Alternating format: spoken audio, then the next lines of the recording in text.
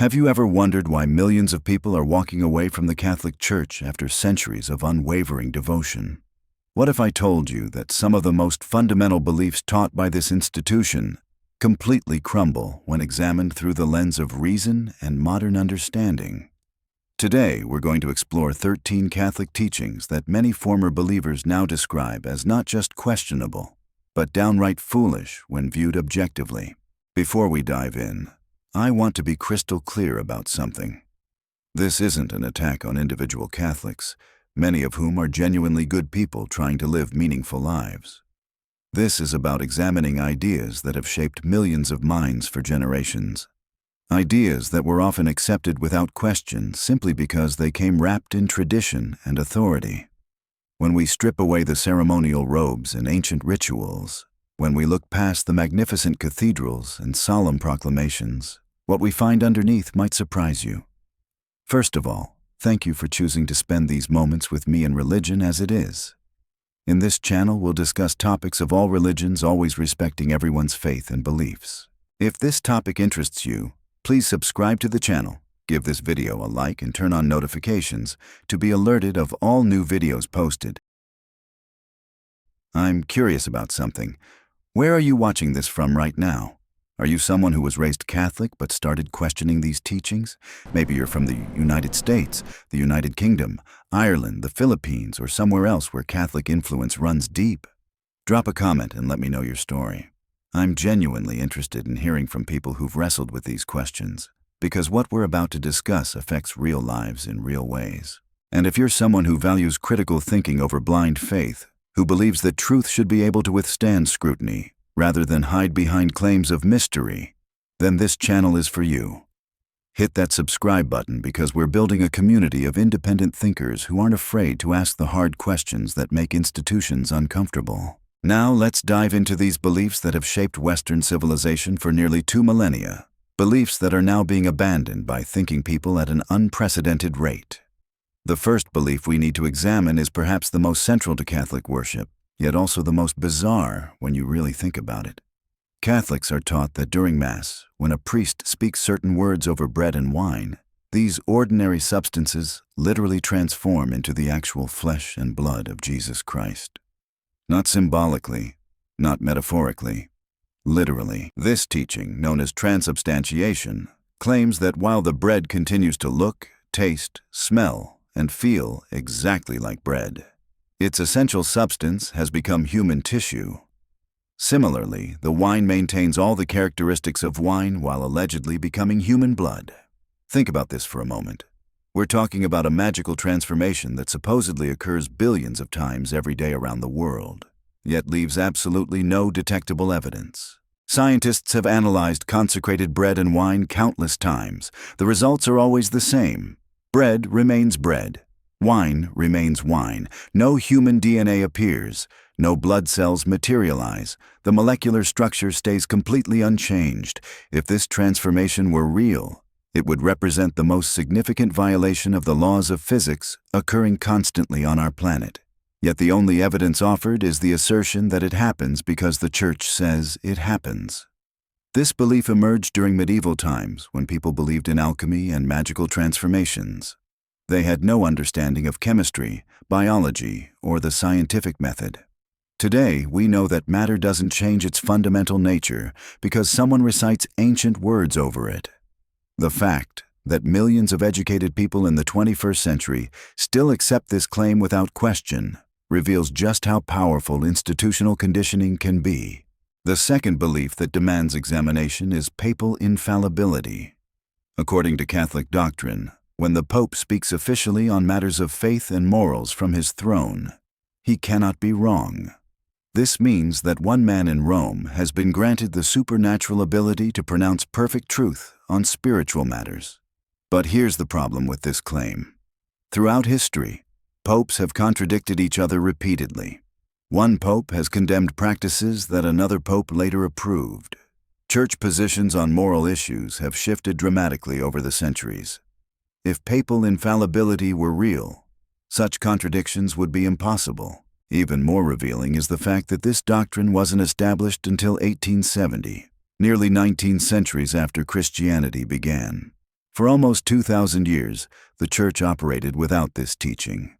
The timing of its introduction is particularly suspicious, coming during a period when the Vatican was losing political power and scientific discoveries were challenging religious authority. It appears to be less a divine revelation and more a desperate attempt to shore up papal authority in changing times. The third belief involves what Catholics call mortal sin.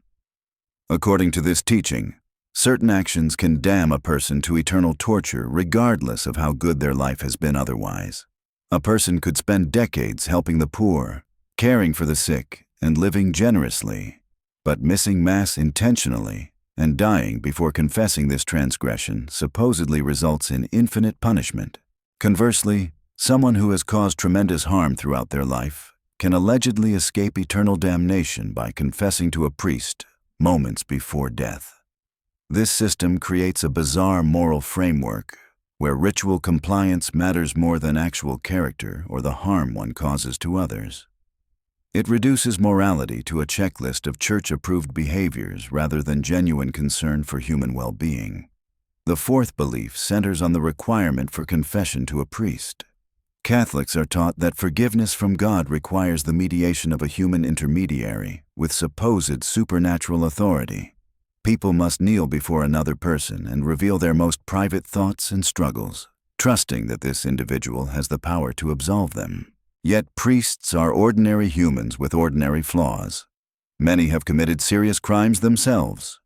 The idea that forgiveness requires this human middleman contradicts how forgiveness actually works in human relationships, where genuine remorse and changed behavior matter more than ritual procedures. The fifth belief involves the intercession of saints.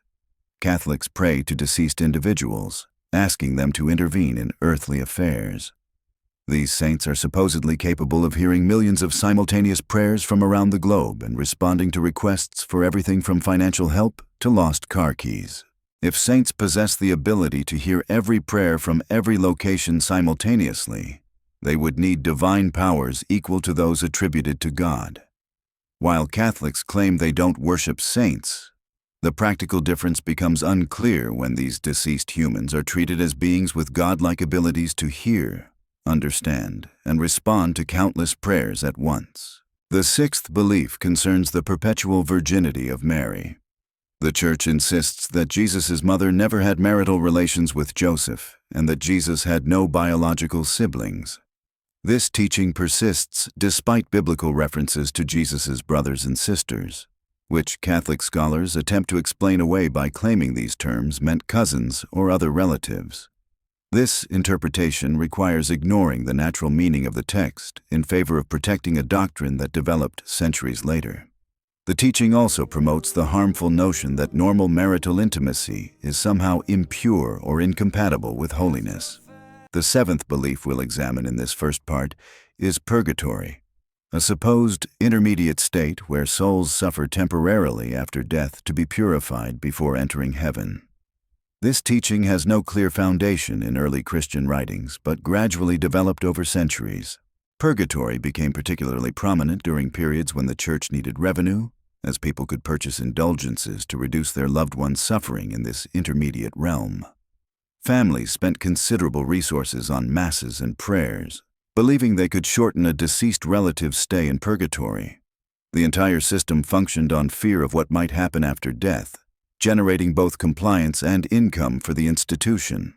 These 7 beliefs represent just the beginning of our exploration into Catholic teachings that increasingly appear foolish to modern minds, equipped with scientific knowledge and logical reasoning. Each of these doctrines asks people to accept claims that contradict observable reality or basic principles of justice and morality.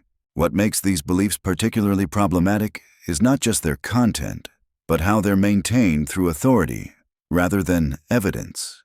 When questioned, believers are typically told these are mysteries that must be accepted on faith. But mystery is simply another word for ignorance, and ignorance is not a foundation for truth. In our next segment, we'll examine 6 more Catholic beliefs that fall apart under scrutiny, including claims about miraculous healings, the supposed unity of the early Church, and the bizarre practice of venerating body parts and objects as sacred relics. We'll see how these teachings developed not from divine revelation, but from very human needs for control, money, and political power. The pattern we're uncovering reveals how religious institutions maintain beliefs that serve their interests rather than truth, and why increasing numbers of people are choosing reason over tradition when these two forces come into conflict. Now let's continue with our examination of these beliefs that crumble under rational scrutiny.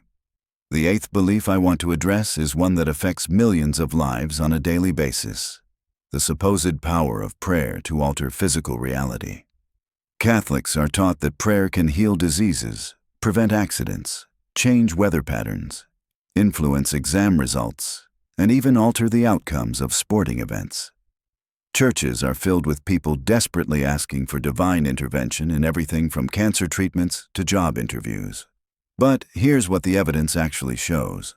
When researchers conduct controlled studies on prayer, testing whether it produces measurable effects, the results consistently show no difference between prayed-for outcomes and random chance. Think about this logically. If prayer actually worked to heal people, hospitals would employ prayer teams alongside medical staff. Insurance companies would offer discounts for clients who pray regularly. Medical schools would teach prayer techniques as part of their curriculum. None of this happens because prayer demonstrates no measurable impact on physical reality. When people recover from illness after being prayed for, it's attributed to divine intervention. When they don't recover despite thousands of prayers, it's explained as God's mysterious plan. This convenient interpretation means that any outcome can be twisted to support the belief, which is exactly how superstition survived despite contradictory evidence. The ninth belief involves the Church's claim to be the one true institution chosen by God to guide humanity. This teaching suggests that only Catholics possess complete spiritual truth, while everyone else remains in spiritual darkness. If an all-knowing Creator had genuinely selected a human organization to represent divine truth, we would expect that organization to demonstrate consistent wisdom and moral excellence throughout history. Instead, the Catholic Church's historical record includes supporting slavery for centuries, launching violent crusades, torturing people during the Inquisition, suppressing scientific discoveries, and protecting child abusers in modern times. An omniscient deity would not choose an institution with such a troubling moral track record to represent divine truth on earth. The 10th belief centers on original sin and infant baptism. Catholics teach that every baby is born guilty of sin because of actions supposedly taken by the first humans in a garden that geological and archaeological evidence shows never existed.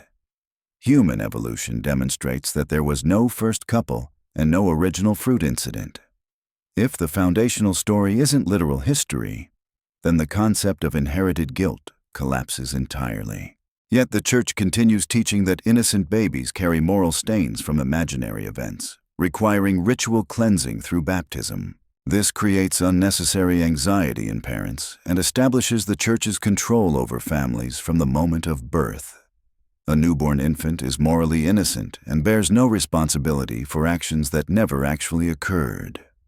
The 11th belief involves the veneration of relics, physical objects supposedly connected to saints or Jesus himself.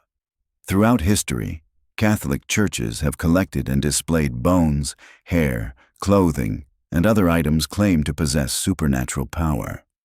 Medieval Europe was flooded with fake relics, including enough pieces of the cross to build several complete crosses. Churches promoted relic veneration because it attracted pilgrims, generated revenue, and strengthened devotional practices. Modern analysis has revealed that many famous relics are either fake or cannot be authenticated. The Shroud of Turin, for example, has been carbon dated to medieval times, not to the 1st century. Yet the tradition continues because emotional attachment to these objects runs deeper than concern for historical accuracy. The 12th belief we need to examine is the existence of demonic possession and the practice of exorcism. The Church teaches that evil spirits can literally inhabit human bodies, causing bizarre behavior that requires priestly intervention to remove. This belief stems from ancient times when people had no understanding of mental illness, neurological disorders, or psychological trauma. Today, we know that conditions once attributed to demonic possession are actually symptoms of epilepsy, schizophrenia, dissociative disorders, and other medical conditions.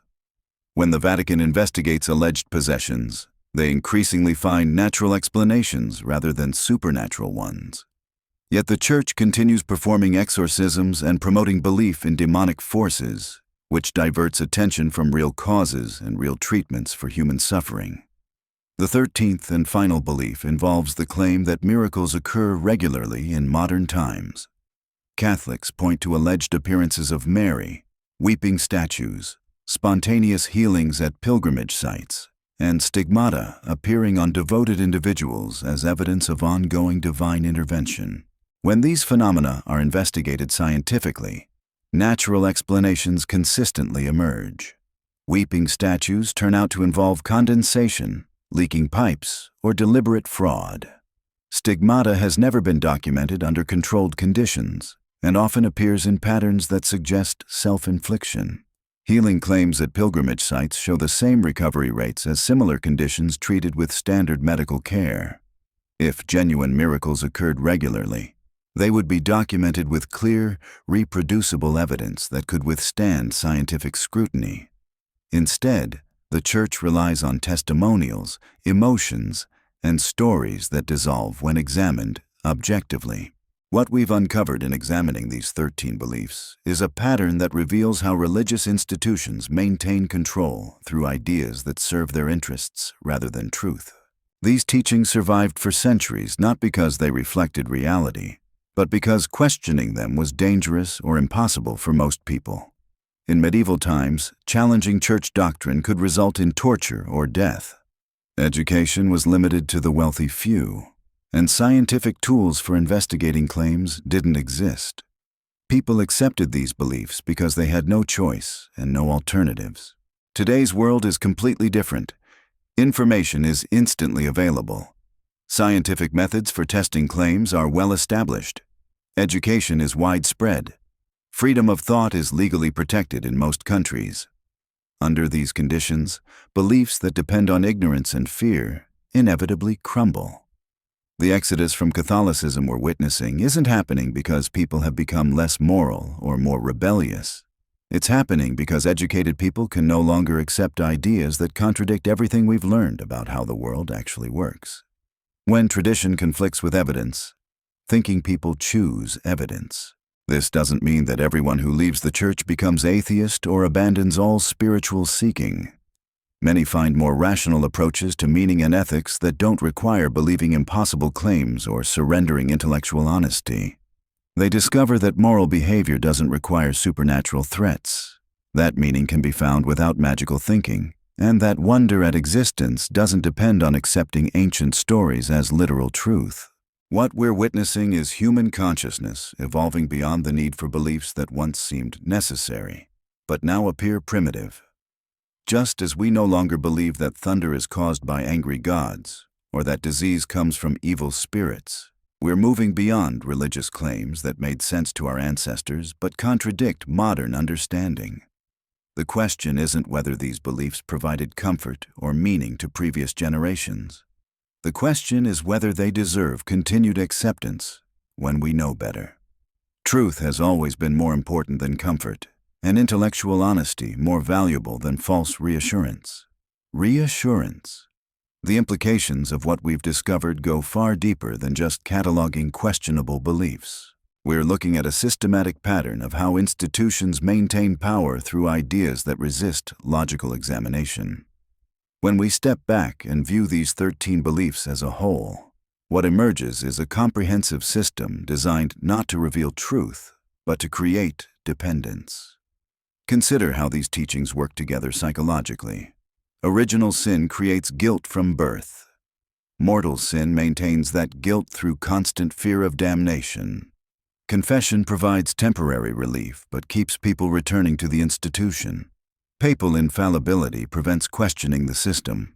Transubstantiation demands acceptance of impossible claims. Prayer promises solutions while delivering none. Saints offer false hope through imaginary intermediaries. Purgatory extends control beyond death itself. This isn't accidental design. It's a carefully constructed framework that captures human minds from birth and holds them through emotional manipulation, fear, and false promises. Each belief reinforces the others, creating what psychologists call a closed system of thought where questioning one element threatens the entire structure. What makes this particularly insidious is how it affects children's developing minds. A young person taught that missing church can result in eternal torture grows up with anxiety woven into their basic understanding of existence. They learn to distrust their own reasoning when it conflicts with authority. They develop shame around normal human desires and behaviors. They become conditioned to seek external validation for their thoughts and choices rather than developing independent judgment. The damage doesn't end when someone intellectually rejects these beliefs. Adults who were raised Catholic often struggle with persistent guilt, fear of punishment, and difficulty trusting their own moral reasoning years after leaving the church. The conditioning runs so deep that even people who logically understand these beliefs are false still feel emotional reactions based on childhood programming. This psychological impact explains why leaving Catholicism is often such a difficult process. It's not just about changing your mind about a few doctrines. It's about dismantling an entire worldview that was implanted during your most formative years. It requires rebuilding your understanding of morality, meaning, and your place in the universe from the ground up. The financial dimension of these beliefs also deserves attention. Throughout history, Catholic teachings have generated enormous wealth for the institution. Purgatory alone created a massive industry of paid masses, indulgences, and special prayers. People emptied their savings trying to reduce their loved ones' suffering in an imaginary realm. Even today, parishes collect money for masses intended to help deceased relatives, exploiting grief for profit. The requirement for priestly mediation in confession and other sacraments ensures that people remain dependent on the institution for their spiritual needs. You can't perform these rituals yourself or seek alternatives. You must come to the church and, often, contribute financially to maintain access to what you've been taught are essential spiritual services. Saint veneration creates another revenue stream through pilgrimage sites, special medals, holy cards, and religious artifacts. People spend billions annually on religious objects they believe carry supernatural power. The Vatican itself sits atop enormous wealth accumulated through centuries of exploiting these beliefs, while preaching about spiritual poverty and detachment from material concerns. The political implications are equally significant. These beliefs have been used to justify some of history's worst atrocities. The Crusades were launched with papal blessing, killing hundreds of thousands in the name of recovering holy sites. The Inquisition tortured and executed people for questioning church teachings. Witch hunts murdered innocent women based on supernatural fears the church promoted. In more recent times, these beliefs have been used to oppose scientific progress, women's rights, reproductive freedom, and LGBTQ equality. When an institution claims divine authority and infallible truth, it can justify any position by declaring it morally necessary, regardless of the human cost. The social consequences extend beyond individual believers to entire societies. Countries with strong Catholic influence often struggle with issues like sex education, contraception access, divorce rights, and gender equality, because religious beliefs override practical considerations for human well-being. Policies get shaped by ancient doctrines rather than evidence-based approaches to social problems. Perhaps most troubling is how these beliefs interfere with genuine moral development. When people are taught that morality comes from external commands rather than reasoning about consequences and human welfare, they become less capable of making ethical decisions in complex situations. They look for rules to follow rather than principles to apply. Real morality emerges from empathy, understanding consequences, and caring about the well-being of others. It doesn't require supernatural enforcement or threats of punishment. The most ethical people throughout history have often been those who questioned religious authority and followed their conscience instead of institutional demands. What we're witnessing today is a massive awakening as people realize they don't need these beliefs to live meaningful moral lives. They're discovering that wonder at existence doesn't require magical explanations. That love and compassion don't need supernatural justification. That purpose can be found through human connections, creative expression, and working to reduce suffering in the world. The internet has accelerated this process by making information instantly available. Someone questioning Catholic teachings can immediately access scholarly research, historical analysis, and testimonies from others who've walked the same path. They can see that their doubts are shared by millions of intelligent, thoughtful people around the world. This represents a fundamental shift in human consciousness. For the first time in history, large populations have both the freedom and the tools to examine religious claims objectively. The results are predictable. Beliefs that depend on ignorance and isolation cannot survive in an environment of open information and free inquiry. The response from religious institutions has been telling. Rather than engaging with criticism directly, they often retreat into claims of persecution or demands for special respect. They argue that faith should be protected from scrutiny, that some ideas are too sacred to question. But this response actually confirms the weakness of their position. Truth doesn't need protection from examination. Only falsehood requires shields from inquiry. We're also seeing attempts to modernize these beliefs, to make them more palatable to contemporary minds. Some Catholics now interpret transubstantiation symbolically rather than literally. Others view biblical stories as metaphors rather than historical accounts. Some ignore papal pronouncements they find objectionable while maintaining their Catholic identity.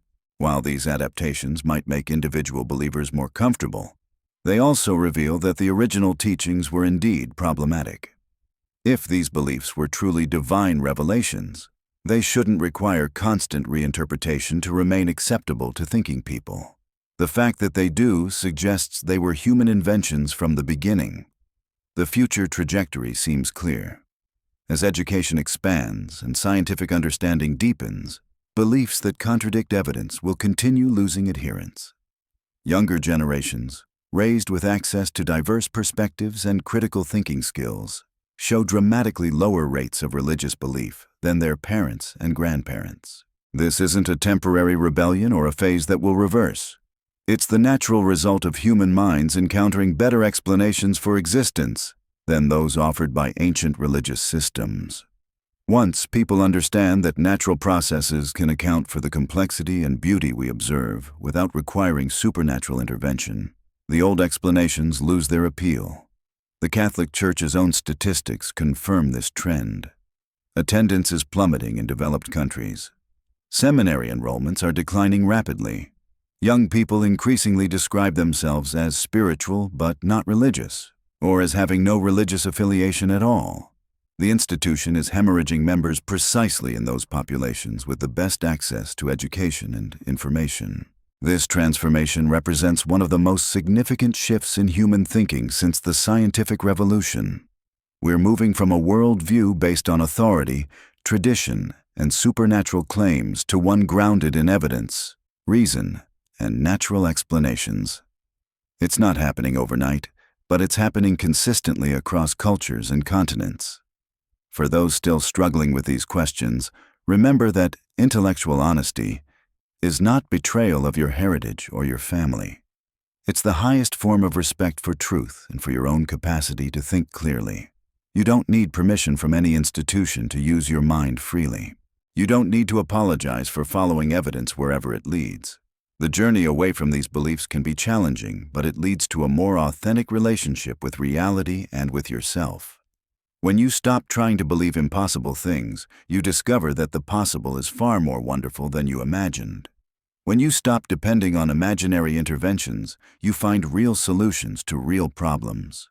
When you stop seeking meaning in ancient stories, you create meaning through your own choices and connections. Human beings are remarkable enough without needing supernatural explanations. Our capacity for love, creativity, moral growth, and understanding is extraordinary on its own terms. We don't need to diminish ourselves by accepting that we're fallen creatures in need of external salvation.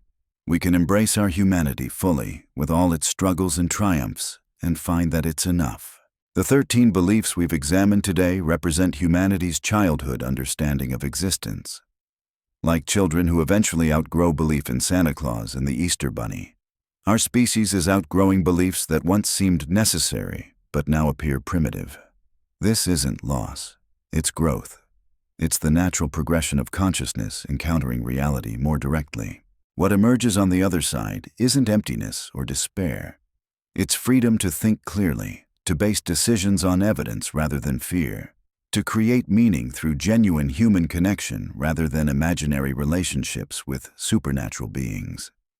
It's the opportunity to live authentically in the one life we know we have, making choices based on their actual consequences rather than their conformity to ancient rules.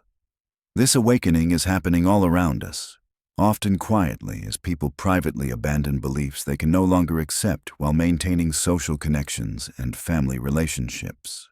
Others are more vocal, sharing their journeys and helping others navigate similar transitions. Together, they're creating a new understanding of what it means to be human in an age of knowledge rather than an age of faith. The courage required for this intellectual journey cannot be understated. When you've been taught from birth that questioning certain ideas leads to eternal punishment, breaking free requires tremendous strength. It means confronting family expectations, social pressures, and deeply embedded fears. Many people describe the process as simultaneously terrifying and liberating.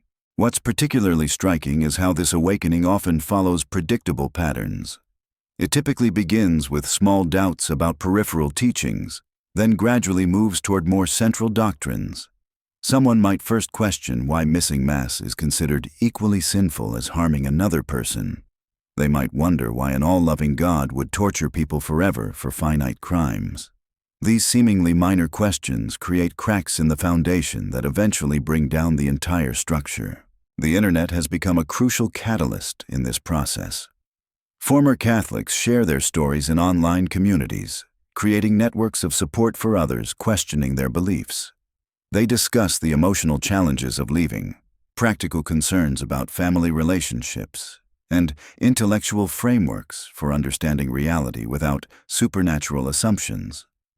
These communities provide something the Church has always feared: alternative sources of wisdom and comfort.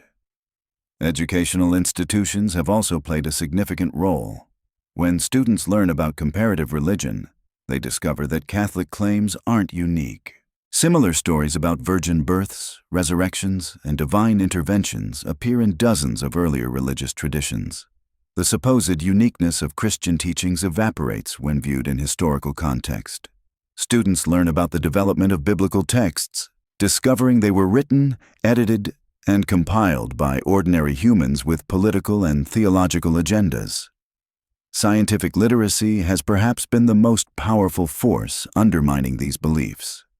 When someone understands evolutionary biology, they realize that Adam and Eve never existed.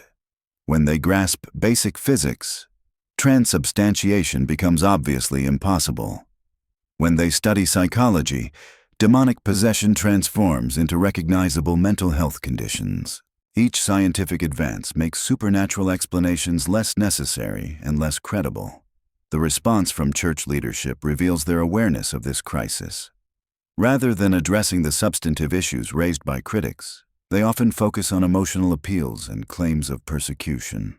They warn that leaving the faith leads to meaninglessness and despair, despite overwhelming evidence that former Catholics often report greater happiness and peace after abandoning beliefs that never made sense to them. Some church officials have attempted theological gymnastics to preserve core doctrines while acknowledging scientific realities.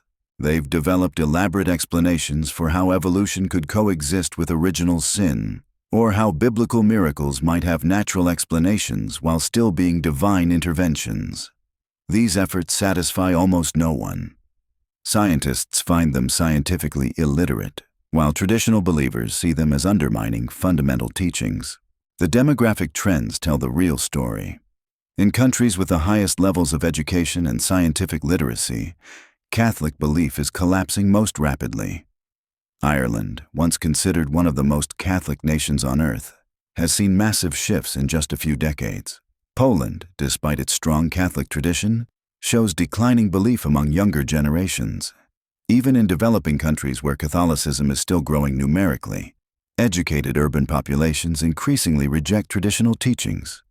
This isn't simply a Western phenomenon driven by prosperity or moral relativism. as some church officials claim. It's happening wherever people gain access to education and information.